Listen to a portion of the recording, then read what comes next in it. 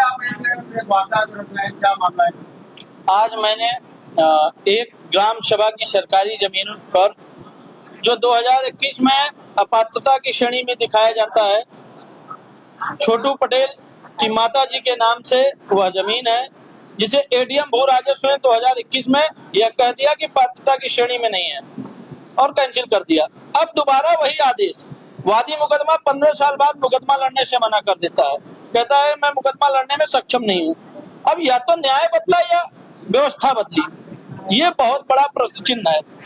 दूसरी बात यह है कि छोटू पटेल आए दिन बड़े बड़े अपराधों के कई मुकदमे, जैसा मैंने आप लोगों को दिया, कई आपराधिक मुकदमे उनके ऊपर दर्ज हुए हैं, कई सरकार की साइटों को हैक करने के मुकदमे दर्ज हुए हैं, लोगों की जमीनों को हड़पने के मुकदमे दर्ज हुए। अब तो यह आदमी जो अनुसूचित समाज की चीजें, गरीबों के, भू विहीन जो लोग हैं, जिनके हक में ग्राम सभा की जमीनें पट्टा होती हैं, यह व्यक्ति अपने माताजी के नाम से किस तरीके से फर्जी पट्टा करा दिया, इसकी पूरी तरीके से जांच करा लीजिए। एडीएम ने अगर उसे अवैध घोषित कर दिया तो अब व्यवस्था कैसे बदल दी गई, बहुत बड़ा प्रश्न चिन्ह ये जिले पे है। उसी को लेके मैंने एक प्रेस वार्ता की गई है, जिसमें कई करोड़ की जमीन इन्होंने अपनी माताजी के नाम, वादी मुकदमा अपने आप का 15 साल मुकदमा लड़ता है, 16वें साल किस प्रभाव में, 15 साल जो जीत गया मुकदमा, सारी चीजें खत्म हो गई, अब उसे पता नहीं क्या इन्होंने किस प्रभाव में लिया कि उसने कहा कि मैं मुकदमा नहीं लड़ना चाहता हूँ, और नए तरीके से वही जमीन एक एडीएम साहब कहते हैं कि यह पात्रता की श्रेणी नहीं अपात्र है, दूसरे एडीएम साहब जब यह वादी मुकदमा मुकर जाता है तो आराम से मिल जाती है। तो जाहिर सी बात है यह व्यवस्था बदल दी गई है, और ये इन सब के पीछे जो कुछ बड़े सफेद पोस्ट नेता हैं, उन्हीं का संरक्षण है, जिसकी वजह से छोटू पटेल फल फूल रहे हैं। और आने वाले दिनों में अभी उन्होंने इतना इस तरीके का अपराध किया है, अब आगे वो किस टाइप का कितना बड़ा अपराध करेंगे भगवान ही मालिक है। मिर्जापुर जिले की व्यवस्था को कोई व्यक्ति ऐसा है जो पूरी तरीके से कंट्रोल कर ले रहा है। कंट्रोलिंग व्यवस्था में मिर्जापुर गुलामों की तरह जंजीरों में जकड़ गया है।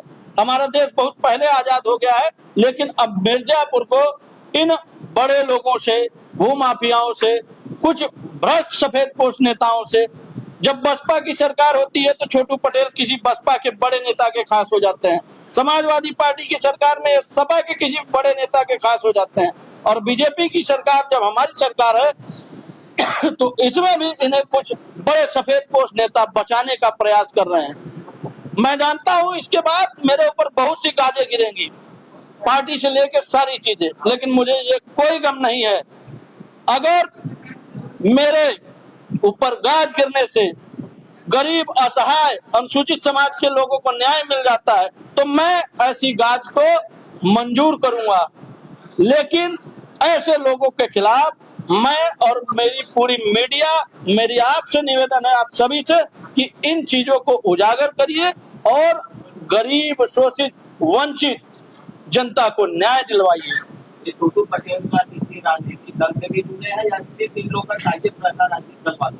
अब इनका टाइप तो मैं बता, समाजवादी पार्टी की सरकार आई तो यहाँ के पूर्व जिला अध्यक्ष आशीष यादव, आदर्श यादव के खास रहे, बसपा की सरकार आई तो आप लोग पता कर दीजिए 2-3 लोगों के खास रहे, भारतीय जनता पार्टी की सरकार आई तो कुछ लोगों को सुविधा मुहैया करा के। मुझे तो लगता है कि इनके पीछे ये जो साम्राज्य 2015 के बाद इतना बड़ा साम्राज्य फैला है भ्रष्टाचार का, मुझे तो लगता है कई सफेद पोस्ट नेताओं का और कई लोगों का पैसा इन्वॉल्व है। मैं अभी आपको कुछ ही दिनों में ऐसी जांच दूंगा जो मैं करा रहा हूं, इतनी संपत्ति नहीं अर्जित कर सकता कोई भी व्यक्ति, तो कहीं ना कहीं मुझे लगता है कई सफेद पोस्ट नेताओं का पैसा इनके ऊपर लगा है। अभी आपने जैसे कहा कि सपा और बसपा का आपने नाम उठाया कि उनके साथ एक संबंध, भाजपा में किससे संबंध है? नहीं, भाजपा में देखिए, आप लोग पत्रकार बंधु है, सारी चीजों को जानते हैं, उस नाम को मैं इसलिए नहीं ले सकता, देखिए हमारी भी राजनीतिक मजबूरियां हैं, तो आप समझिए, आप पूरी मीडिया को सब पता है किसका संरक्षण है। दो जमीन का विवादित मामला इनका चल रहा है, बताया कि पट्टा हुआ था, अभी समय वही पट्टा इसके मांगे ना लगभग अनुमानित तो जमीन मुझको लगता है वो कई करोड़ों, कई करोड़ रुपए हो गई है। एकदम रोड से सटी हुई जमीन है, काली रोड से सटी हुई। मैं उस जमीन पे गया भी हूँ, मैंने देखा भी है। तो शोषित वंचित समाज, जो अनुसूचित समाज के कोल बिरादरी के भाई लोग रहते हैं, वो उनके हक में है, उनके कब्जे में है। लेकिन आज इनका बाहुबल देखिए कि उनको मारते हैं, पीटते हैं, तमाम चीजों की चीजें। मेरे पास कई वीडियो मैंने जारी भी किए हैं, जिसमें आप देखिए सीधे सीधे धमकाते हैं, फरियाद दूंगा, 2 महीने में ठीक कर दूंगा। तो किसकी ताकत पे कह रहे हैं भगवान जाने। जो गरीब लोग रहते हैं, जिनकी जमीन और उनकी क्या लोगों को भी प्रसादित करते लोग वहां लगाए।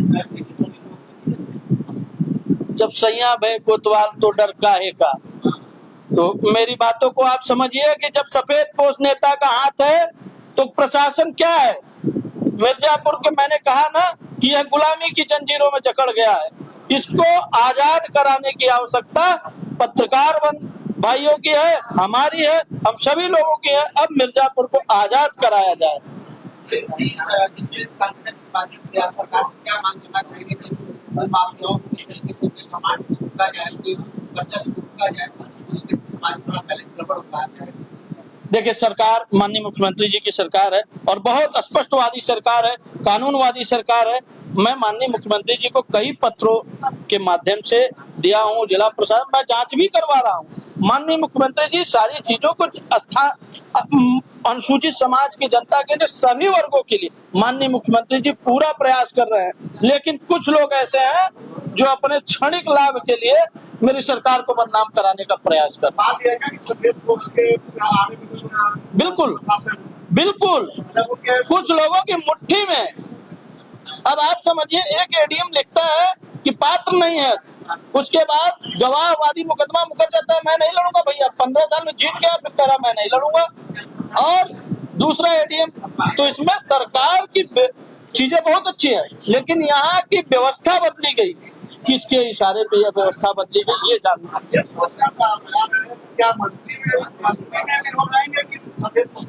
आपको पता है, देखिए इसकी मदद मैंने आपसे कहा ना, कई लोग कई स्तर पे, मुझे तो कहने में कोई गुरेज नहीं है, कई लोगों का पैसा इन्वॉल्व है। देखिए, मैंने सपनेश जी कहा ना कि आज की व्यवस्था जो कुछ लोग मिर्जापुर को कब्जा कर लिए हैं, उन्हीं के इशारे पे चल रहा है।